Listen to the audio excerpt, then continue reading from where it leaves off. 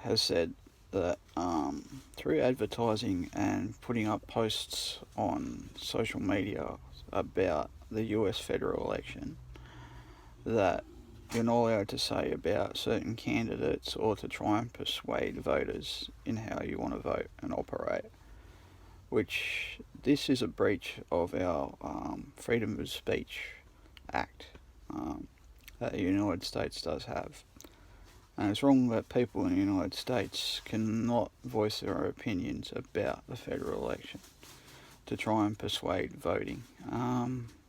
Also through advertising. And I know Donald Trump is spending billions of dollars on advertising campaigns, and this is the way that he's using it through social media to attack opponents like Biden and Harris, of course, the Democrats that were nominated. But there are also a lot of independent candidates as well, third-party candidates and stuff like that, that aren't even talked about either. It's a two-party, bipartisan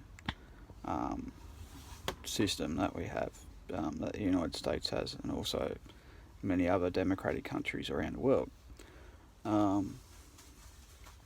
that have this sort of system, and that, the face of social media is changing a lot rapidly. We're seeing new laws come in at the moment to try and control posts online through an algorithm through Facebook, YouTube, and Twitter as well. Now, my videos don't get much views. Even though I say this sort of stuff, it's not likely that people are going to notice me saying this sort of stuff. But they use this to try and, control certain things so that people can't say certain things online. And only that we can get, the biased news or, news that is biased from left-wing supporters or right-wing supporters as well. And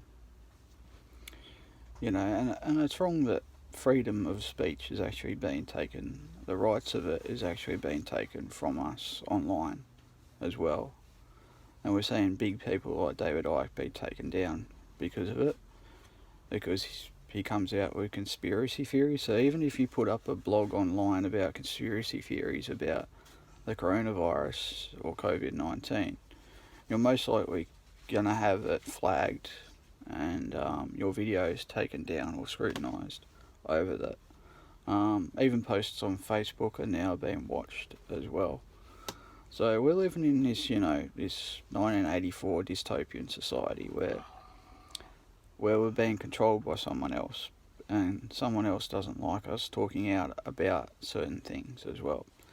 In Australia, we're going to see, a few sweeping new laws come in that's going to affect us, the way that we view social media and social media platforms as well, including Facebook, Twitter, Instagram and YouTube over news and media, and how we access media as well, and media laws through advertising as well, so that your posts cannot be shared and that you cannot share certain news through Facebook, which is also an invasion of our freedom of rights and freedom of choice as well, and our freedom of speech rights that we do have as a democratic country.